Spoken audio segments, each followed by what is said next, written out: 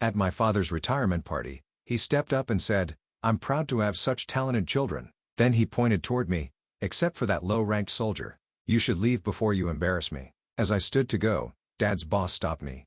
"Wait, are you, Major General?" The room froze. My dad dropped the mic. "My name is Clara Mitchell. I'm 34 years old. And 3 months ago, I stood in a luxury ballroom filled with executives silently begging my father to finally see me. Moments earlier, he'd introduced my siblings with pride, then called me still figuring things out. What he didn't know, I'd just become the youngest female brigadier general in U.S. Army history. I was dizzy with disbelief. Years of silent sacrifice dismissed in one joke.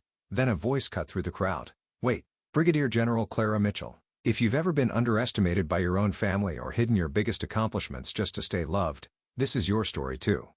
Like, subscribe, or share your story in the comments. Where are you watching from tonight?" Growing up in the Mitchell household meant one thing. Success was non-negotiable. Not the kind born of quiet fulfillment or personal peace, but the kind printed on business cards and delivered in firm handshakes. My father, Jonathan Mitchell, was the architect of that vision.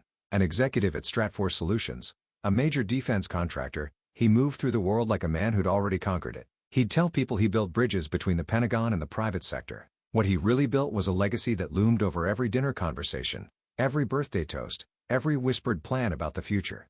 My siblings didn't just walk the path he laid, they sprinted down it. Ben, the oldest, was practically born holding a scalpel. He breezed through Johns Hopkins' stitched lives back together at Mayo and could discuss cranial nerves and mergers with equal ease. Erin, ever the graceful strategist, turned her law school ambition into a senior partnership at one of the top firms in D.C. By 32, she was handling corporate litigation that made headlines. They were the pride of the Mitchell name. Then there was me, Clara, the one who colored outside the lines. Dad had mapped my future with the same precision he used for his quarterly planning decks. I'd intern at Stratfor the summer after high school, study business at Wharton, maybe tack on a master's in defense strategy from Georgetown. From there, I'd join the company as a junior analyst and rise through the ranks like him. "You're a Mitchell," he'd say. "And Mitchells don't start at the bottom." But what if I wanted to?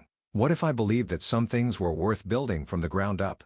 It wasn't that I rejected success, I just defined it differently. While Ben memorized anatomy flashcards and Erin debated constitutional law at the dinner table, I read memoirs from veterans and watched documentaries about humanitarian missions.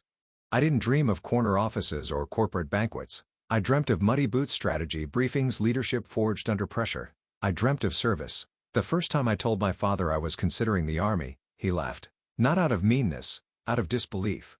Like I just said, I wanted to run off and join a traveling circus. "The Army," he repeated, lowering his fork with theatrical slowness. "Clara, the military is for people who need direction, not for people born with options. Or maybe it's for people who want to earn what they have," I said, my voice trembling even as I forced eye contact. He didn't yell. Jonathan Mitchell didn't yell. He deconstructed like a man dismantling a bad proposal. "You've got an internship at Stratfor lined up for June," he said. "Your resume could be bulletproof by 23. Why throw it away chasing uniforms and salutes?" My mother Evelyn placed a gentle hand on his arm. "Jonathan," she said softly, "times have changed. Military leadership offers remarkable opportunities now." He gave a tight smile, the kind that ended arguments without solving them. "The real decisions happen in boardrooms, not battlefields," he said. And that apparently was that. But I had already decided quietly, completely. A week after graduation, while Ben was shadowing a neurosurgeon and Erin was interning on Capitol Hill, I stepped into a small recruitment office tucked between a diner and a strip mall. Captain Lisa Morales greeted me in pressed fatigues and a stare that saw right through hesitation. "You're not here for brochures," she said after 5 minutes. "You've already made up your mind." I nodded. "Why?" "Because I want to matter," I told her. "Not just to my family or on paper. I want to be part of something that demands more than ambition. I want to lead where it counts." She leaned back and studied me, then said words I'd never forget. "We need thinkers as much as we need fighters." "Sounds like you're both." When I finally told my parents it didn't go well, Evelyn looked torn, part anxious, part impressed. I saw something flicker behind her eyes that felt like understanding, even pride. But Jonathan, his face turned a color I'd never seen. Not red, not angry, just dark, like disappointment settling deep in his bones. "You're throwing away everything I've built for you," he said, voice low and deliberate. "You're choosing structure over strategy. Do you even understand what that means?" "I understand that I don't want to be handed a ladder," I said. "I want to climb one I've built." The conversation ended in silence. Not the kind that comes from mutual reflection. The kind that builds walls. I still remember the look he gave me the night before I shipped out. He didn't say goodbye. Just nodded once like I was going off to boarding school instead of basic training. Ben hugged me too tightly. Aaron said nothing but pressed a note into my hand with a quote from Ruth Bader Ginsburg. Fight for the things that you care about, but do it in a way that will lead others to join you. Evelyn made me promise to write. I did, but I stopped after the third letter went unanswered. By the time I stepped onto that bus, I wasn't the rebellious daughter chasing danger. I was a soldier, and for the first time, I wasn't following a script. I was writing my own. I never told them I passed officer candidate school with honors, that I made platoon leader halfway through my training, that I spent my second year overseas leading a field unit tasked with rapid response humanitarian operations in unstable regions. Each time Dad asked, usually over lukewarm coffee at the end of some holiday brunch, his voice was casual, uninterested. So still figuring things out over there, and I'd not smile, maybe offer a vague, yeah, still learning a lot. He didn't want details. Not really. And I didn't offer them. It wasn't cowardice. It was self-preservation. Because what's the point in sharing victories with someone who sees your whole career as a deviation? You learn early that shouting your worth doesn't make people listen, especially when they're committed to not hearing it. I used to come home on leave wearing my uniform until I realized I'd spend most of the visit explaining myself, justifying things to people who had no interest in understanding. Eventually, I started packing jeans and sweaters instead. It was easier to blend in to avoid the raised eyebrows. That's nice. But when are you coming back to the real world looks? I remember one Thanksgiving particularly well. I just returned from a 6-month assignment coordinating field logistics after a series of deadly floods in Southeast Asia. Our unit helped evacuate over 10,000 civilians. We rebuilt bridges, literal and diplomatic ones. I had led a team that worked side by side with local governments and NGOs. I sat at the table between Ben, who was talking about a cutting-edge surgery he'd pioneered, and Erin, who was discussing a high-stakes trial that made her firm's quarterly newsletter. When it was my turn to share what I'd been up to, my father cut in before I opened my mouth. Clara's still serving. Somewhere hot and chaotic, I imagine. Must keep her sharp. Everyone chuckled politely. I laughed too because the other option was crying into my mashed potatoes. Later that night, while helping my mom clear the table, I caught my reflection in the dining room mirror. My face looked tired, not from the job, but from the ache of invisibility. The kind that doesn't bruise but builds. The only person I could really talk to about any of it was Melanie Jacobs, my closest friend in the Army. We'd met in a joint leadership seminar 2 years in. She had the kind of wit that could slice through stress and a way of listening that made you want to keep talking. One evening after a particularly long strategy session, we ended up sitting on the floor of my quarters, a bottle of contraband Cabernet between us, boots still on, jackets off. "You're ridiculously overqualified," she said, scanning a report I'd drafted for a new supply chain model. "This should be presented at the Pentagon." "It might be," I said, stretching out. "General Hale asked me to brief his leadership team next week." Melanie raised her eyebrows. "You've got people upstairs watching you. That's not nothing." "Doesn't matter," I muttered. "Not to the people I wish it did." She looked at me, then really looked. "You ever going to tell your family who you actually are?" I shrugged. "They're not interested, Clara." Her voice dropped. "They're interested in the version of you they invented. The one that stayed close to home, climbed the corporate ladder and smiled politely through cocktail hour. They don't know this version exists because you don't let them see her." I stared at the ceiling. "Maybe I want to know they're proud of me without the stars on my shoulder. Or maybe," she said gently, "you're afraid they still won't be even with them." I didn't answer because I didn't know. That was the paradox. I'd spent years working harder, rising faster, being the kind of officer who gets things done and doesn't ask for applause, and yet I wanted it just a little. Not from the Army. From my family. By year 6, I had earned the rank of captain. By year 9, I was a major working inside strategic ops at European Command. That's when General Marcus Hale took notice. Hale was sharp, rumored to be on the short list for chief of staff, and had a reputation for finding unpolished brilliance in unexpected places. He wasn't interested in my resume. He was interested in how I thought. After a planning session on troop mobility across fractured terrain, he pulled me aside.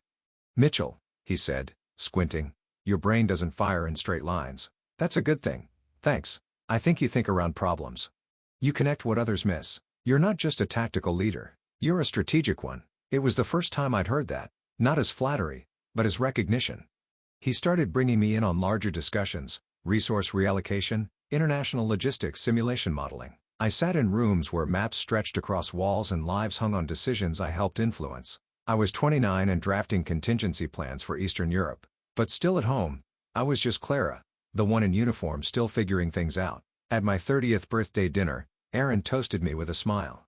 To Clara, our globe-trotting little sister keeping the world safe one base at a time. Everyone laughed. I smiled too, because that's what I did best, carry the silence like armor. Inside, I wanted to stand up and tell them everything about the policy memo I co-authored that got quoted by the Secretary of Defense. About the NATO exercise, I led that shaved response time by 18 hours. About the damn medal I hadn't even told Melanie I received, but I didn't. I chose silence again because some part of me still hoped they'd one day see me. Not the uniform, not the resume, just me, and love me without having to be impressed. At 33, I stood on a stage beneath an American flag surrounded by officers who'd seen me at my best and my breaking point and accepted the Silver Star that made me a brigadier general, the youngest female in U.S. Army history to earn the rank. There were applause and formalities, hands shaken, and photographs taken. My dress blues felt heavier than usual, not from the weight of the new insignia, but from everything it meant and everything it didn't. General Hale pinned the star himself. He didn't smile much in public, but when he looked at me that day, his nod carried weight far beyond the ceremony. Mitchell. He said, "You've earned this tenfold." "Thank you, sir." He held my gaze. "Your family should know." I swallowed. "I'm not sure it would change anything." "You don't think your father would be proud I didn't answer right away?" In the silence, Hale studied me like I was a strategy map. "You remind me of my daughter," he finally said. "Same fire, different battlefield." That night, I celebrated with my unit. Melanie smuggled in a cake shaped like a star, and our medic Sergeant Reyes attempted a toast that devolved into laughter halfway through. No one outside my military circle knew what had happened. Not officially. Not even my family.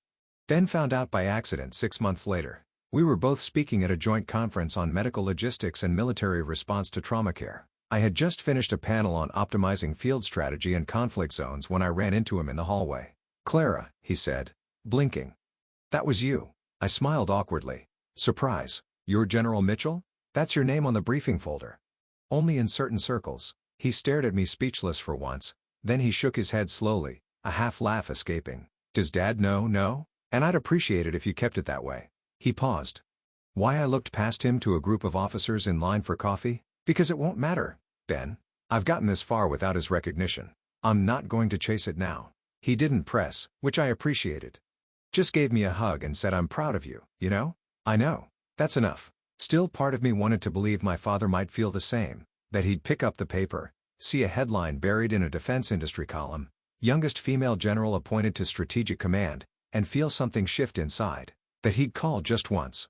He didn't. The Defense Strategic Command became my new home base, a nerve center where plans weren't just written, they were lived. We oversaw readiness operations across multiple global theaters, made calls that impacted thousands of lives, forecast threats the public would never hear about. My team was lean, sharp, and loyal.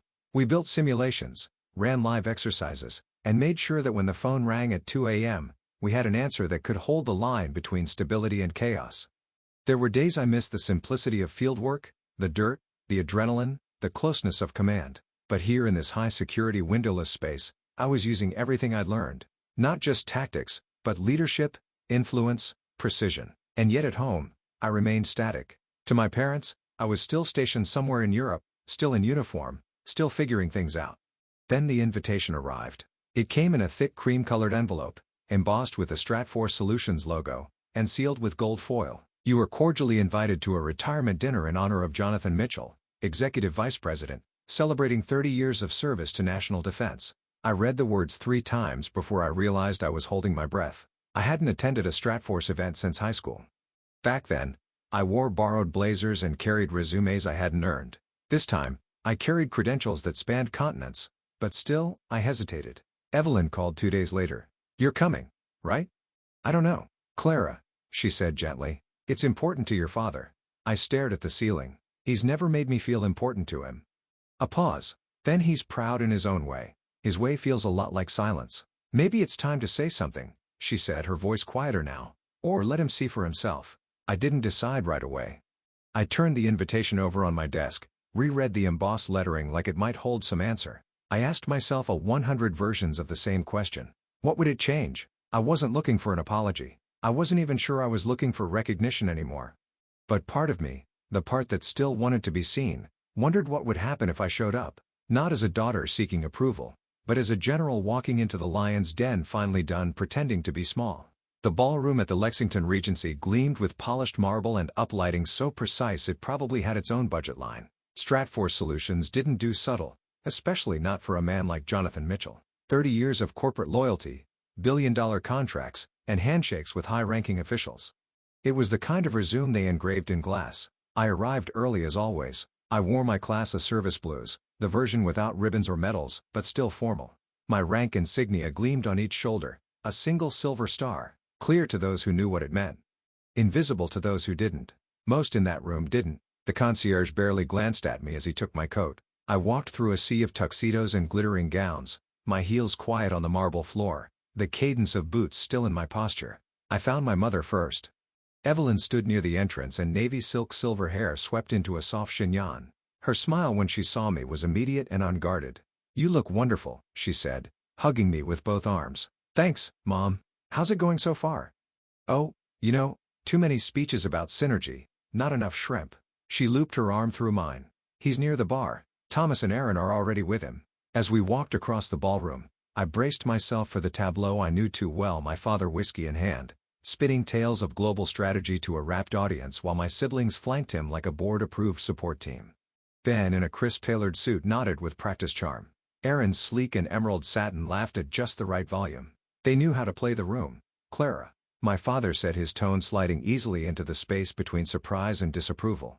"Still in uniform, you could have dressed up for once." I smiled the way soldiers do when they're taught not to engage. "This is dressed up for me." He chuckled as if we were sharing a joke I hadn't agreed to. "Stan, you remember my daughter, right? Still figuring things out in the Army," he said, gesturing to a man beside him in a navy blazer. "Nice to see you again," I said, offering my hand. "And, actually, I oversee operations at Defense Strategic Command now." Stan blinked, smiled politely. "Oh, impressive. Thank you for your service. Her brother's the real star." Dad continued, gesturing to Ben. "Did a spinal implant last month that made the evening news?" Ben shifted, clearly uncomfortable. Aaron gave me a look from across the circle, equal parts sympathy and resignation. I took a slow breath. The worst part wasn't the dismissal. It was how normal it felt. 15 years in the Army, and I still hadn't built armor thick enough to block out that tone. The tone that said, "You're less. You could have been more. You chose wrong." I excused myself before dessert. The bar was tucked just off the main ballroom, quieter, dimmer. I found an empty stool and ordered something neat. No one asked me to smile here. No one talked over me. It was a small relief. That's when I heard a familiar voice. "Clara Mitchell. I thought that was you."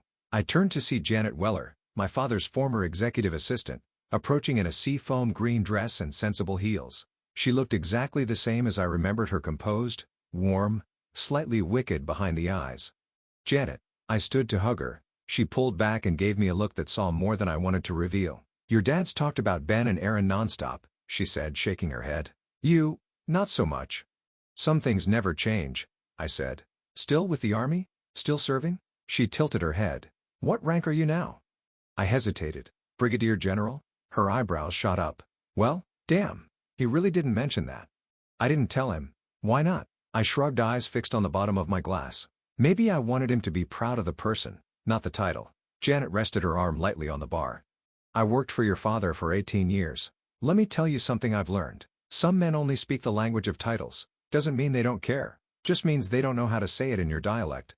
I laughed softly. "You always were the sharpest one at Stratfor's." She leaned in. "Don't let him dim your light, Clara. Whatever you're doing out there, I guarantee it's worth more than the applause he's chasing tonight." We sat there for a few minutes in silence, the quiet of distant speeches drifting in from the ballroom. I sipped my drink, the words Brigadier General still heavy in my chest, not from pride, but from the cost of holding them alone for so long. Eventually, I stood. "Thanks, Janet." "For what?" "For seeing me." She smiled. "Takes one strategist to recognize another." I walked back toward the ballroom, heels louder now, pulse steadier. The night hadn't changed, but I had.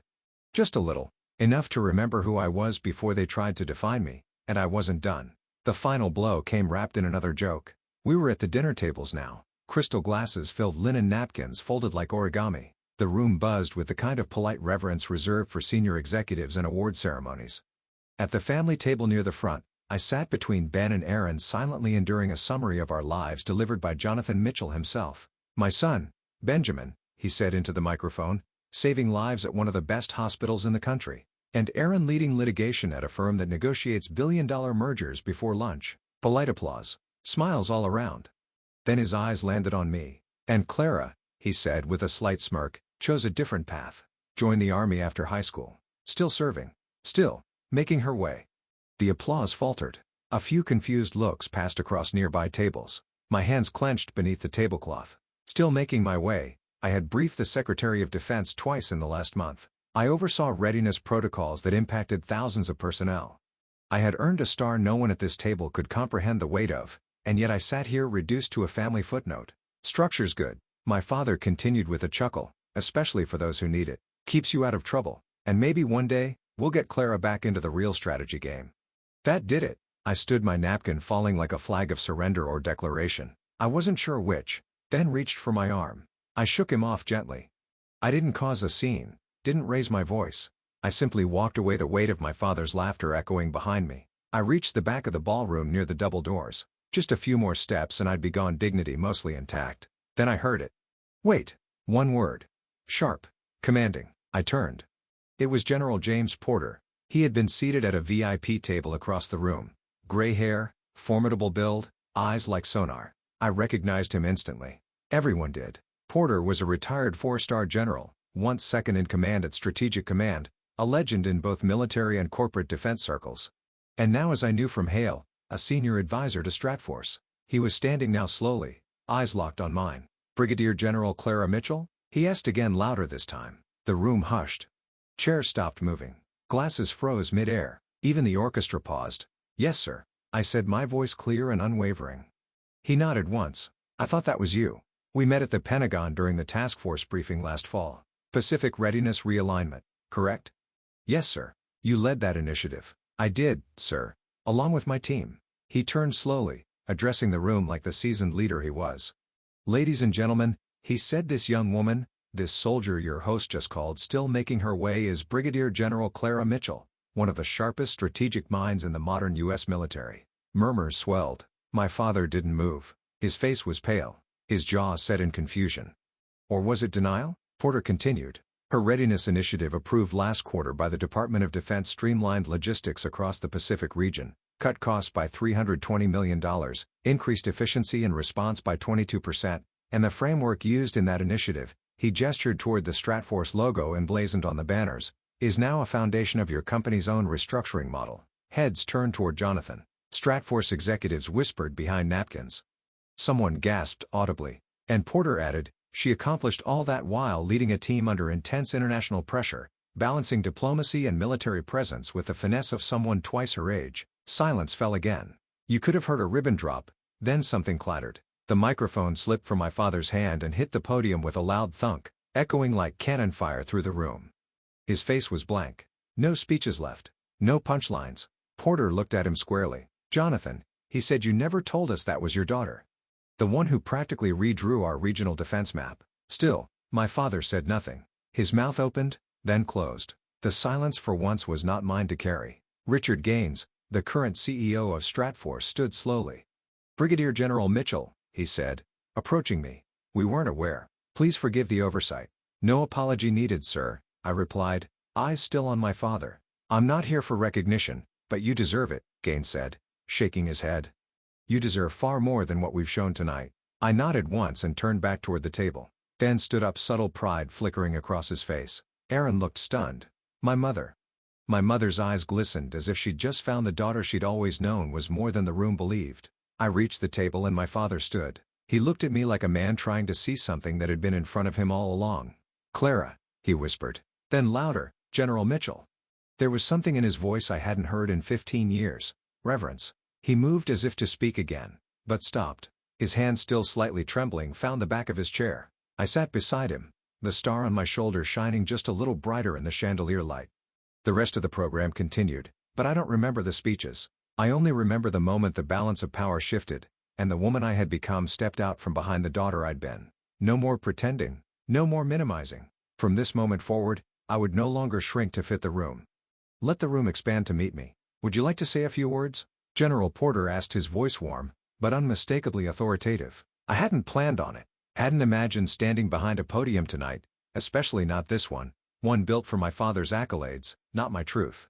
But something inside me shifted. This wasn't about stealing his spotlight. It wasn't revenge or rebuttal. It was reclamation. I rose slowly, aware of the eyes following every movement, aware of the weight in my chest. Not fear, but history. As I approached the stage, I passed my father. He looked up at me, still standing, his expression unreadable. A part of me still expected the old script, a scoff, a correction, a dismissive joke, but none came. The microphone was still slightly tilted from where he had dropped it. I adjusted it carefully, of the sound system quieting the room. I looked up, and for a moment, I saw not a ballroom, but every room I stood in where I'd been underestimated. Every room where I'd held my tongue. This one was different now. "Good evening," I began. "For those of you who don't know me, and I imagine that includes most of the people in this room, I'm Brigadier General Clara Mitchell. But tonight, I'm also just Clara, daughter of Jonathan Mitchell." The room was silent, expectant. I wasn't planning to speak. In fact, I wasn't even sure I was going to attend. But sometimes moments find us whether we're ready or not. I let my eyes scan the audience, slowly grounding myself. I've spent the last 15 years building a career in the military. I've led field units, developed strategic frameworks, and most recently directed large-scale readiness operations at Strategic Command. It's a job I believe in, a job that humbles me every day, but I've kept much of that life separate from my family.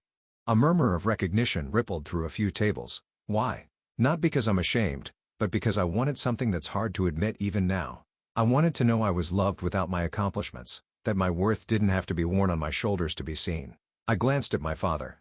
His eyes didn't waver. My father and I haven't always understood each other. He comes from a world of boardrooms and briefings of stock performance and strategic leverage, and I work in a different kind of strategy. One where lives not numbers hang in the balance. There was no accusation in my voice, only honesty. But what I've come to understand slowly and imperfectly is that we are not as different as I once believed. My father taught me to think critically, to value precision, to never underestimate the power of preparation. Those lessons, though, delivered in a different uniform, shaped the leader I am today. A pause. The room was utterly still. I've spent a long time hoping he might see me. And now I realize maybe he was hoping the same thing, that I'd see him too. I looked at Jonathan directly now. "Dad, you built a career that impacted national defense from the private sector. You made decisions that shaped supply chains, developed solutions, and forged partnerships that kept this country safe. I see that now. I respect it." I saw something shift in his face, something that softened just a little. A father disarmed. This room is filled with people who've built careers, closed deals, earned titles, but the most difficult work any of us ever do, I said, turning back to the crowd, is in our relationships, in finding ways to connect across disappointment, across differences, across silence. Another beat. I could feel emotion threatening to breach the walls of my composure, but I held steady. Tonight wasn't what I expected, but maybe it was what I needed. Maybe what we all needed. I offered a final small smile. "Congratulations, Dad, on a remarkable career, and thank you for giving me the strategic mind I use every day, even if it took a different battlefield to prove it." I stepped back from the microphone to quiet heavy applause. Not thunderous, but sincere. As I returned to the family table, the applause grew louder. I saw Ben clapping with a kind of quiet awe. Erin had tears in her eyes. My mother's hands were clasped over her heart. And my father, he stood as I approached, not sharply, not in the way soldiers stand for generals, but deliberately, like something old in him had broken open. He looked at me, really looked, then extended his hand. "General Mitchell," he said, voice rough but steady. No smirk, no air quotes, no qualifiers. I took his hand. "Thank you," he added almost in a whisper. And then something extraordinary happened. He lifted his glass, not high, not dramatic, just enough to say, "I see you now." It wasn't a military salute, but it might as well have been. And for the first time, I felt the fracture between us start to mend, not with applause, not with accolades, but with recognition. Sometimes peace comes not as surrender, but as a quiet offering. One outstretched hand, one spoken name, and one father finally seeing the daughter he didn't know he had. The ballroom emptied slowly, guests drifting out with leftover conversation and wine. Laughter still echoed faintly off the marble, but the spotlight had moved on. The real event for me had only just begun. Mom found me by the hallway and touched my arm. "He wants to speak with you alone." I hesitated. "He's waiting in the executive office down the hall," she said, her voice soft. "And Clara, be gentle. He just had his world redefined." I nodded and walked past the portraits of Stratforce founders lining the corridor. My heels clicked against the tiles, a lonely metronome ticking off the distance between us. I stopped in front of the glass-paneled office door, took a breath, and pushed it open. My father stood near the window, jacket draped over the back of a chair, his tie slightly loosened. The city lights spilled across his face and Stripe's corporate skyline gleaming behind him like a resume. He turned when he heard the door. "Clara," he said. Then after a pause, "General." We stood there quiet, just a father and daughter surrounded by walls lined with certificates, plaques, and Stratforce insignia. Achievements hung in glass and wood, but none of them felt as heavy as the space between us. "You could have told me," he said at last, voice low. "You could have asked," I replied, meeting his eyes. He exhaled slowly, the weight of 1,000 missed conversations hanging between us. "I didn't mean to dismiss you," he said. I raised an eyebrow. "But you did." He nodded, surprisingly quick to accept it. "I know. You decided who I was before I even had the chance to show you." I continued. "From the moment I enlisted, you saw it as a detour, not a direction." "I was afraid," he said, catching me off guard. "Not just of losing you to danger, but of losing the version of you I understood." I crossed my arms. "You mean the one you planned?" He didn't argue. "I had a picture in my head of the three of you. All of you brilliant, polished, successful in ways the world could easily admire. You weren't supposed to choose the hardest path." "I didn't choose the hard path to defy you, Dad," I said. "I chose it because I believed in it, because I needed to know who I was outside of everything you mapped out." He looked down at his hands. "I was looking for what I wanted to see." "I know," I said. "I was waiting to be seen." Another silence fell, but it felt different now, like both of us were finally listening. He moved to one of the leather chairs and gestured for me to sit. We did, facing each other like diplomats at a negotiation table. "I watched your speech," he said. "Not just heard it, watched it. You had the room in your hand, Clara. That's what generals do," I said lightly. He smiled faintly. "You reminded me of someone. Let me guess. Someone strategic, detail-obsessed. Has to be right, touché," he said, laughing softly. We were quiet again. But this time, it didn't hurt. "You know," I said after a moment, "you did teach me a lot about leadership, strategy, framing your argument. You just didn't know you were teaching." His eyebrows lifted slightly. "I didn't. You used to talk about leverage at dinner like it was an art form. About how you never present your full position in the first meeting. That you listen first, measure the room, anticipate." I applied that in every command position I've had. He leaned back slowly, absorbing the words. "So you were listening, always. I just adapted it to a different battlefield." He looked at me, something in his expression changing, less pride, more understanding. A father seeing not just a success story, but the arc of someone shaped by his influence even when unrecognized. I used to think my work at Stratforce mattered more because it had polish, charts, board meetings. But the way Porter described what you've done, it's different, deeper. It affects real lives. "It does," I said. "So did yours. We just approached it from opposite flanks." He nodded slowly. "Same mission, different uniforms." We sat with that thought for a moment. Two strategic thinkers finally realizing they'd been aligned all along, just separated by doctrine and distance. "You know," he said, "for all my assumptions, I never imagined you'd outrank half the people I used to take orders from." "Good," I said. "Because I didn't do it to prove anything. I did it because it mattered to me." He stood, then walked over to the small bar cart in the corner and poured 2 glasses of scotch, his retirement gift from some admiral he used to brag about. He handed me one and we clinked glasses. "To clarity," he said. "To seeing," I replied. We drank in silence. There was still distance between us. Still years of misunderstanding not easily swept away by one night. But for the first time in a long time, we weren't standing on opposite ends of the room. We were building a bridge word by word, step by step, and both of us were finally crossing it. 3 months later, Sunday dinners feel less like reunions and more like rituals. Not the kind bound by obligation, but by choice. The Mitchell dining room has changed in subtle but meaningful ways.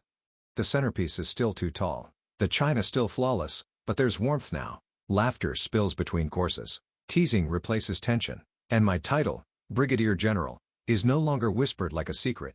It's spoken aloud, threaded into conversation, not as novelty, but as part of who I am. Aaron arrives first, usually in heels and with strong opinions about federal policy. Then follows kids in tow, already negotiating snack terms and bedtime exceptions. My mom beams through it all, orchestrating the meal like a quiet general of her own. And then there's my dad. Jonathan shows up early now, helps set the table, sometimes even folds napkins with military precision, though he won't admit he's trying to impress me. We don't talk about the retirement dinner much, not directly, but it's there like a foundation beneath the new house we're building together. He's taken on a new role as a civilian advisor to the very military readiness committee I once briefed. The irony isn't lost on either of us. They asked for someone with deep contracting experience, he told me over coffee one morning. Apparently, I came highly recommended. I smiled into my mug. I might know someone who put in a good word. He didn't respond right away, but his eyes softened. Well, thank you. At dinner, the conversation flows easily. Ben and I go back and forth over advancements in field medical tech, each of us citing studies and pilot programs. Aaron interrupts to argue about defense budget allocations. Mom rolls her eyes fondly and changes the subject to her garden. Jonathan listens more now, not just to respond, but to understand. He asks questions about my work, not the vague kind, but real ones. What does your strategic unit actually do during peacetime? How do you build trust with foreign partners under pressure? What's your take on the Pacific Theater's long-term infrastructure? I answer honestly, deliberately, and I see it the flicker of admiration that's no longer buried under disappointment or preconceived notions. One night after the dishes are cleared and the conversation trails off into warm silence, he brings out a frame wrapped in soft brown paper. I had this done, he says, placing it on the mantel. It's a photo of the two of us taken at the end of his retirement dinner. I'm in uniform, medals neatly arranged, silver star catching the light. He's standing beside me, not with an arm draped over my shoulder like he used to do with Ben, but simply standing tall beside me. Equal. We both look tired in the picture, worn, but also seen. You okay with this being up here? He asks. I nod. I think it's where it belongs. Later, as we pack leftovers into Tupperware and argue over who's taking home the apple pie, I find myself reflecting on how healing really happens. It's not dramatic, not loud. It doesn't arrive wrapped in applause or punctuated by revelation. Healing is quiet. It's earned. It's strategic. Like any complex operation, it requires planning, patience, and above all, shared intel. The kind of mutual vulnerability that doesn't happen overnight. The kind that takes consistent effort and a willingness to be wrong. I once thought my father and I existed in different worlds, but now I know we've always been in the same one. We just spoke different dialects of leadership. He used boardrooms. I used battlefields. But at the core, we both cared about impact, integrity, the mission. I shaped my life using tools I learned from him. He's reshaping his worldview using truths he's learning from me. One night, long after everyone else has gone home, he lingers in the kitchen with a second glass of wine. I used to think success was what you could measure, he says. Titles, profits, charts. And now I ask. He thinks for a long moment. Now I think it's about what you influence quietly, steadily, without needing to be the loudest person in the room. I look at him not as the father I resented, not even as the man I impressed, but as someone who's finally willing to evolve. You helped me build the tools, I tell him, even when you didn't know you were. He nods, the corners of his mouth pulling into something that feels like peace. As I head toward the door, he stops me. Clara, he says. I turn. He's holding my uniform jacket neatly folded, carefully handled. You forgot this. I take it from him and sling it over my arm. See you next Sunday, I ask. Wouldn't miss it, he says. Outside, the night air is cool, crisp with the edge of a coming season. I walk to my car, keys in hand, thinking about how far we've come. This isn't a story of transformation through confrontation. It's a story of recognition, of building new terms, of learning to say I see you now. The battle between us is over. The mission ahead is connection. And for once, we're on the same side. Have you ever hidden your accomplishments because you feared your family wouldn't understand, or been seen through the lens of who you were, never who you've become? If this story resonates with you, I want you to remember something. You are not alone. Sometimes the most courageous path isn't the one with the medals or the praise. It's the one where you quietly keep showing up for your principles, your purpose, and eventually for your healing. I'm Clara Mitchell. I'm a brigadier general. But before all that, I was a daughter waiting to be seen. And now I stand not above my family, but finally beside them. If you've ever had to reclaim your worth in front of those who once doubted you, drop a comment, share your city, share your story. Because here, we don't fight with bitterness,